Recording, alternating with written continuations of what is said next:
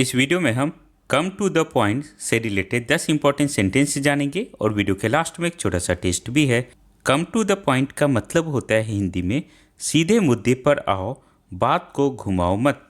First sentence है I will come to the point now, please come to the point quickly, let us come to the point of the story, we must come to the point in exam, come to the point and tell the answer.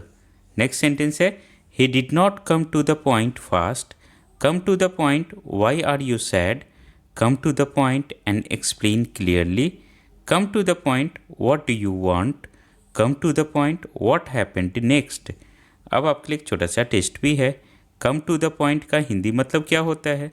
दो option है, साथ देना या सीधे मुद्दे पर आना। सही आंसर वीडियो के कमेंट सेक्शन में बताना है। इसी तरह के और भी वीडियोस के लिए हमारे इस चैनल को आप सब्सक्राइब कर लो। All the best for your upcoming exam.